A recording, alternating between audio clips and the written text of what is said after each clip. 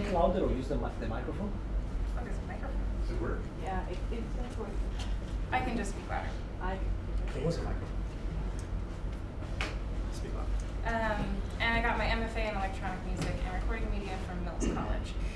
I currently work for Dave Smith Instruments, which is a small local company that builds synthesizers. Can you speak up? No, we can't hear you. We really can't hear you. My work goes back and forth between electroacoustic composition and instrument building. I build both electronic instruments and acoustic instruments, and with my compositions,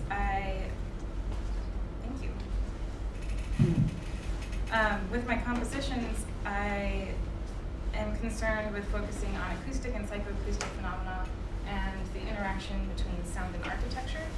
And these pieces are not only concerned with how the listener perceives sound on a psychological level, but also how they perceive sound in a physiological level. But today, I'm going to talk about some research I've done on the perception of stasis, or what I term vertical time, within music. William James, who some might be familiar with, the pioneering American psychologist and philosopher, wrote in The Principles of Psychology, "Awareness of change is the condition on which our perception of time's flow depends." So that being said, if our perception of time is determined by the awareness of change, then if we can't determine the awareness of change, if you don't see things changing in front of you, then you may be, the sensation of suspended time might occur. Music theorist Jonathan D. Kramer refers to this feeling of suspension as vertical time. And he defines it as, quote, "a temporal continuum of the unchanging, in which there are no separate events and in which everything seems part of an eternal present." It's my opinion that there are certain compositional structures that can be used to situate the audience in this eternal present. These can include suppressing obvious temporal cues and making grand macro-level changes in form imperceptible. And it's within this time frame, when time seems suspended, that the listener has the ability to really focus on the subtle properties of sound. This level of concentration can create meditative states that result in heightened awareness of the self and the environment, along with increased synesthetic and phenomenologic sensations. There are many compositions that achieve this state, but today I'm only going to talk about three, specifically Phill Niblock's A Trombone Piece, Eliane Radigue's Adnos III, and my own piece titled Hummen. But because of limitations of this talk and the fact that all these compositions are really long, they range from 20 to 70 minutes, I'm not going to be able to play a lot of them. If time permits, I'll play a little sample. But before I go into these pieces, I want to talk briefly on studies of consciousness and phenomenology in order to better understand these perceptions of time. Continuous, seemingly unchanging sounds, or drones, have long been used to aid in certain forms of meditation and are often used to guide religious experiences. Buddhist and Hindu mantras, among others, are usually sung in a monotone voice with very little variation of pitch. Such chants are used to create spiritual transformations and to aid in the pursuit of these experiences. Indian classical music similarly employs drones in a mystical and spiritual manner. The word Nada Brahma in Hindi is the word for drone that literally translates to God is sound, or sound is God. In many religious contexts, sustained, unchanging sounds are used to achieve a heightened state of consciousness. This is a picture of Pandit Pranath, who has passed, but he was a very influential Indian classical musician, specifically vocal, and who had a great influence on a lot of Western experimental musicians, such as Terry Riley and, am I forgetting his name? Lamont Young. Similarly, in certain music therapy practice, therapists aim to induce states of trance through the use of pulsating or monochromatic sounds. Gongs, monochords, and singing bowls are often used. In all the aforementioned instances, sustained sounds of little variation, which create the sensation of an eternal present or a vertical time, are used to produce altered states of consciousness. This is Dr. James Hopkins, who has these instruments specially built for him. He designs them and has an instrument builder build them. They're monochords, so all these notes are tuned to the same, all these strings are tuned to the same notes. This is the bottom side, and he flips it, and the person sits on top of it, and he strums it below. So I think it's safe to say that the perception of stasis or vertical time and sound is intrinsically tied to consciousness. But how do we define consciousness? One's personal consciousness is not a perfect mirror of reality, but it's rather a selectively filtered view of reality. In order to maintain our stable waking consciousness, so it gets us through the day, our brain has to filter external reality, selecting only aspects of the environment that are deemed important. One obvious example is sound. If you take a recording of this room and listen back to it, you'll hear all the creaks in the walls, you'll hear all these things you're not paying attention to right now because you're listening to my voice. Microphones, unlike our voices, don't have filters. I mean, microphones, unlike our brains, don't have filters. Aldous Huxley asserts that our brain, nervous system, and sense organs mainly function in an eliminative rather than productive fashion. He states, quote, "To make biological survival possible, mind at large has to be funneled through the reducing valve of the brain and nervous system. What comes out the other end is a measly trickle of the kind of consciousness which helps us stay alive on the surface of this specific planet. Although this filtering process is necessary for survival, it produces the negative side effect of people believing that this reduced awareness is the only awareness, and consequently regarding it as a complete picture of reality, when in actuality there are numerous other dimensions of consciousness that can exist within the same moment." William James wrote a very eloquent description of this in The Varieties of Religious Experience, which he quotes, "Our normal waking consciousness, rational consciousness as we call it, is but one special type of consciousness. Whilst all about it, partised by the flimsiest of screens, there lie the potential forms of consciousness quite different. We may go through life without suspecting their existence, but apply the requisite stimulus, and at a touch they are there in all their completeness. Definite types of mentality, which probably somewhere have their field of application and adaptation. No account of the universe in its totality can be final, which leaves these other forms of consciousness quite disregarded." While our normal waking consciousness may be the most practical mode for everyday existence, other forms of consciousness can be accessed through certain stimuli, the most obvious being meditation techniques, hypnosis, sleep deprivation, drugs, and music. As I previously noted, the concept of linear time is one of these aspects in our environment that keeps us going. However, since other forms of consciousness exist, then other forms of time must also exist. Time is not a fixed, unchanging element of existence. Our internal perception of time is just as valid as linear clock-driven time. The interval of 1 hour, as measured by a standard clock, may seem drastically shorter or longer to individuals depending upon their personal experience and what they're feeling at that moment. Time is therefore not an absolute reality, but rather a subjective experience. As Thomas Clifton explains in the displayed quote, "Time is not continuously flowing by us. It exists only through relationships between people and perceived events." The quote that you can read, "We are not spectators of time. We do not stand on time's banks and observe it flowing by us. Time has no grip on events. It is events as lived through by people, which define time." Since music is the construct of events, consisting of sound and/or silences, it is listeners' relationship to these perceived events that defines musical time.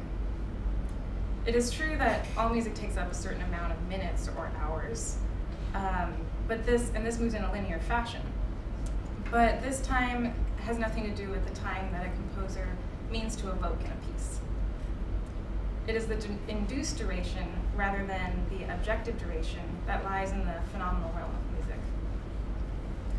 A clock can tell us a certain amount of time that a composition takes, but this duration will tell us nothing about what the composer intended for it to take.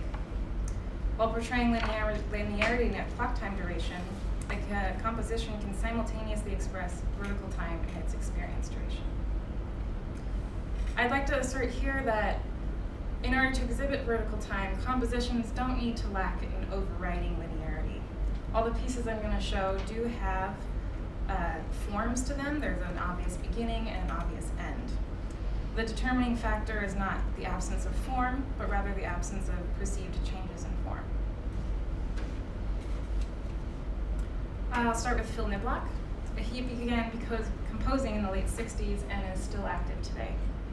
He creates works that perfectly exemplify this concept of perceived stasis in movement. The composer Gerard Pape described Niblock's work as, quote, having always been and continuing to be, moving and becoming as one, moving in modality. Many critics and musicians have suggested that his work creates the sensation of suspended time. But Niblock's music is not static at all. It's actually in constant flux. And when you listen to it, it feels like it's continually morphing and shifting about the space. He achieves this by exploiting frequency beating patterns, which are beating patterns that when you put two very close frequencies together, maybe about 1 to 5 hertz difference, you get amplitude modulation, and that creates beats. As the tones get further apart, those beats get faster. His pieces are usually composed for one acoustic instrument. So he has a piece for flute, a piece for oboe, for cello, for guitar, trombone. It continues because he's been doing it since the 60s. He chooses a musician to record and then asks them to play a sustained tone. So he'll have a trombonist play one note, and then he'll record that, and then he'll ask them to play 1 hertz difference. So he has to get incredibly skilled musicians to play these. Once all these notes are recorded, he then removes any breaks that occurred by either bow strokes or breathing, so that he has these blocks of sound. This is an example score of a piece called a Trombone Piece that was made in 1977. This consists of 3 octaves of A and slightly sharp A's. Within each octave, there are different frequencies that differentiate by only a few hertz. So if you can see, the timing goes this way, and then you can see the blocks of sound in this direction. So you can see that 228 is paired with 220, 55, that's the only one in that area. 110 is together, 220 is together. Basically, at any block of time, you'll see some that are very slightly different that overlap. I think 113 is paired with 110, 115. So there are frequency beating patterns that occur in each octave here. And he additionally can get second order beats by combining detuned frequencies from different octaves. So if you have exactly an A in one octave and then an ever so sharp A in the other octave, you'll get second order beats between those 2 octaves. His decisions to place 2 or more frequencies together in time is not based on the classical harmony. It's instead based on these resultant beating patterns. So in this way, all of his pieces, including this work, Phill Niblock strips away any conventional melody, harmony, or rhythm, and just gets to the source, to the sound. Although his pieces lack any conventional notions of rhythm, their creation and development is actually based on these rhythmic artifacts. His compositional decisions are guided by this phenomenon rather than traditional note chord progression. So in this sense, Niblock's process is actually founded in the vertical realm rather than in the linear realm. Instead of choosing frequencies based on how they unfold in a sequence, he chooses frequencies based on how they interact within a single moment.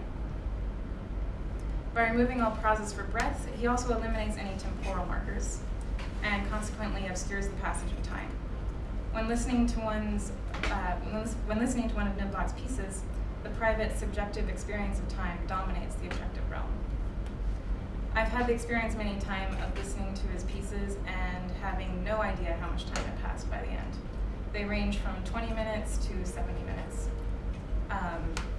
Although his works can be described as a drone, which they always are described as that, when you're actually immersed in them, you start noticing all the movement of the rhythms and overtones. And while on the surface, if you first put it on, it seems static. As soon as you get maybe 10 minutes into it, who knows how long it is, your ears become adjusted to the sound and you realize that it's actually continually moving and all these beating patterns and rhythms are emerging. The next composer I'll talk about is Eliane Radigue, who is a French electronic music composer who began making music in the 1950s and is still active today. I would best describe her music as a narrative or journey that unfolds at an extremely slow pace. Okay, I'll go really quickly. Her pieces tend to be at least an hour long. She's composed pieces that are 6 hours long. And when you're listening to it, you'll think that it's not really changing, even if you're enjoying it. For the longest time, she only used the ARC 2500 modular synthesizer, which is pictured here, because she realized that she could do these very minute changes in filters and amplitude modulation, ring modulation, that were almost imperceptible. But I've also had the experience of her work of thinking that nothing really changed throughout the piece, even though I greatly enjoyed it. But then you go back and you scroll in your iTunes at 10 minutes to 20 minutes to 60 minutes, and you'll notice that the sound is actually completely different. There's a very rhythmic section, there's a loud hissing section, there's an incredibly low drone. They change drastically. So she's able to achieve this by making these transformations happen over elongated time so that you don't know that they're actually occurring. A quote from her is, she says, "I could change the sound from the inside. To explain it visually, you can imagine a mountain turning into a cup, but so slowly from one state to another that it takes time by nature."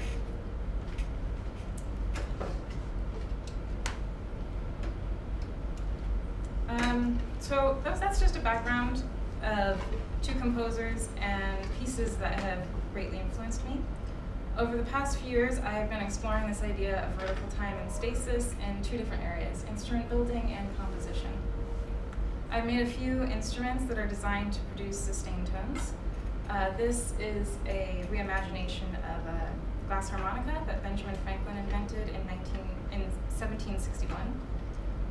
In this version, 13 glass bowls of different diameters and pitches are stretched on this pole, and then you rotate it with a crank on the side. Another example are these two monochord instruments that I built in collaboration with Ben Bracken.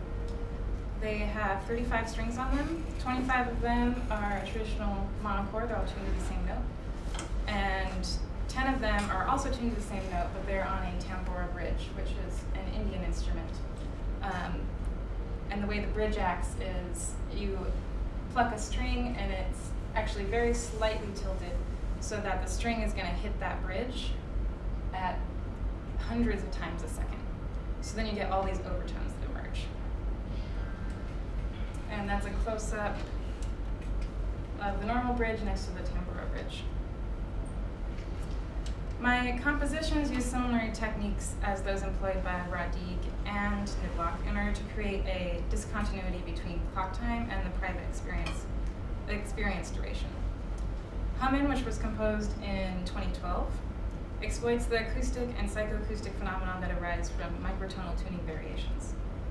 This piece started because I had a harmonium, which is another Indian instrument that's basically like an accordion. It has metal reeds inside. And the specific one has 2 reeds per note, and it wasn't in tune with itself, which I liked because every time I played a note, I got these beating patterns from the reeds being out of tune. And from that, I also used a friend's harmonium that was also out of tune with itself and out of tune with my harmonium. So when they played together, you got all these rhythms emerging. So that's how the piece began. And then I coupled those 2 harmoniums with 2 electric guitars, the hand-built glass harmonica that I showed, 4 aluminum rods, which are literally just aluminum rods, that when you stroke it, it produces a very high-pitched noise, and electronics, which I used Max, which is a visual programming environment where you can create basically virtual instruments. And I used Max to, I basically made filters in Max, where I could isolate specific frequencies, and I chose the frequencies that were forming these beating patterns. I could then isolate and play back on top of the overall sound. And the basis of this piece was to unveil the narrow space between closely paired tones. The 2 harmoniums serve as a foundation, and then all the other instruments kind of swoop in and out. the guitars were instructed to not only play slightly out of tune with each other, but out of tune with what they're hearing in the mass. So they add all these other beating patterns to it. The glasses I was processing live so that they also had beating patterns. In addition to all that, since the basis of the piece is to exploit beating patterns that arise from closely paired tones, I additionally implemented spatialization techniques. It was in quad, and basically each instrument was positioned diagonally. So one harmonium would be in speakers 1 and 3, another one would be in 2 and 4, and the same with the guitars. So basically, beating patterns emerge between speakers 1 and 2, 2 and 3, 3 and 4, and 4 and 1. Okay, I'll wrap it up. So while there is constant movement on many levels, the grand structure of the piece, the beatings between the speakers and the spatialization, the amplitude modulation on each sound, the movement is continuous and exhibits this non-directional floating quality to it. The lack of any temporal markers, such as a consistently identifiable rhythm, additionally obscures this passage of time. And the particular processing technique I was using of isolating frequencies and putting it back over top of the sound can be regarded, again, as thinking more in a vertical mass.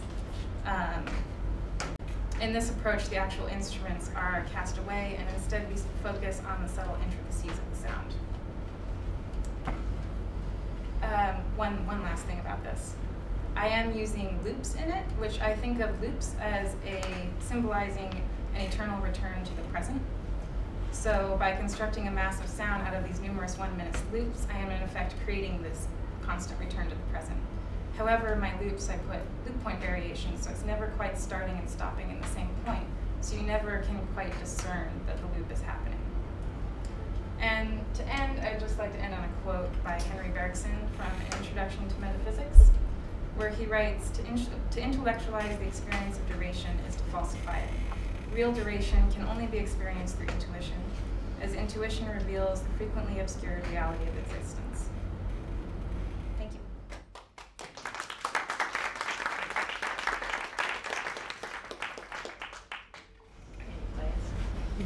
Oh, yeah, there's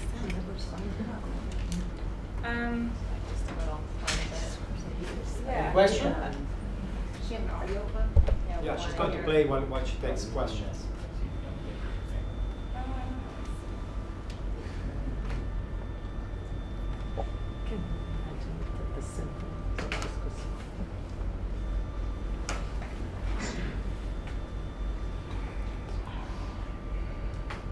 Is there a volume for the speakers?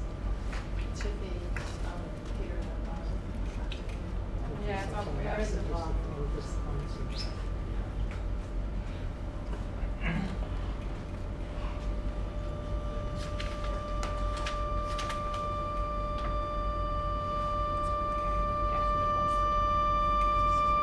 So the clip I'll play in the background is just the beginning to this last piece I talked about. So it has the harmonium, and then the filtered of the beating patterns is coming on top of it. You'll hear them come out, and then the second harmonium comes in. You'll hear all these other rhythms emerge.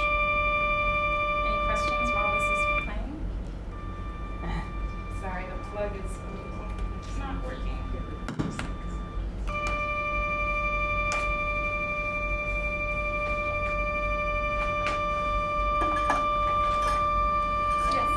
So I don't know if you can see the visual cue for the patterns there we're getting.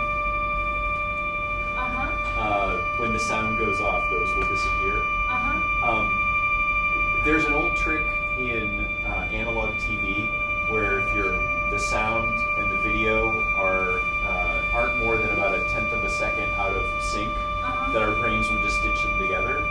Has anybody used sound and visual cues together to have those same effects, like having video and audio slightly out of sync, and Will we still perceive it as being in sync? or to have the sort of vertical time effects that you're talking about? Or are there people working on vision and sound to achieve similar things? Well, Phill Niblock actually started as a filmmaker. Oh. And he's actually, I think maybe more known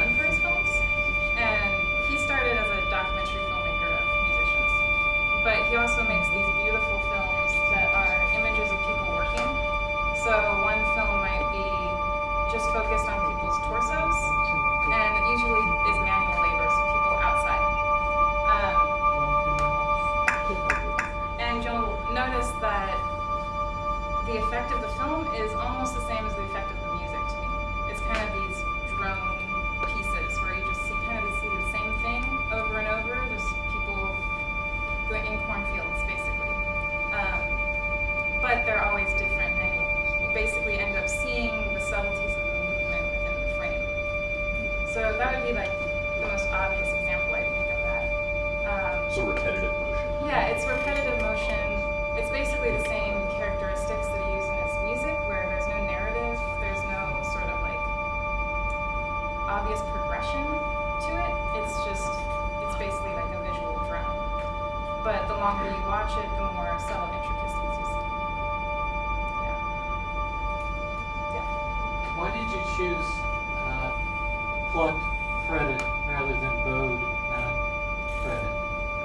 For the monochords? Yeah, you're using a guitar there, right? Right, they're electric guitars. They actually were played with EBOs. I should have said that. Which is basically an electronic bow. Okay, so there's Yeah. no... Yeah, so they were sustained sounds. Yeah. Hi. I just wondered if you had any comment, or did you go see the MoMA show last year on soundings on sound art? I don't think I ever saw it. Yeah. I mean, hear it rather than see it. No, I didn't see that show. I think there's new departments in media and performance art that are collecting all types of intangibles now, and I think sound art is one of them. Yeah, sound art's definitely getting more of a museum presence lately. Yeah. Yeah. Did the fretting make a difference? In other words, would it have been too difficult to... Well, I think it's maybe easier for them to find the specific notes they want to play. Yeah. I don't play guitar though, so I'm not sure. The difference between a violin and a cello, so... Right, we could maybe do easier glissando, sort of like sliding into a different note on a cello because there's no frets. I did actually make another piece along the same line with harmonium and cello.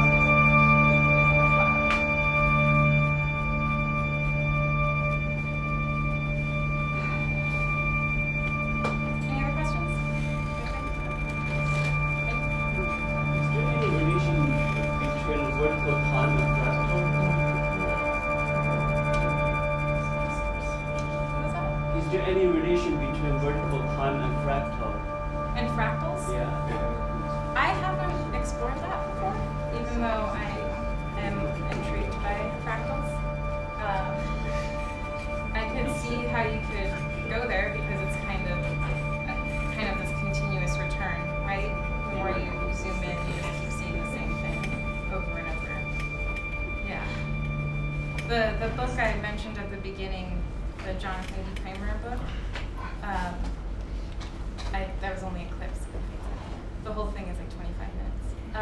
He goes into some more visual art too, so he might delve into that category. Okay, thank you very much.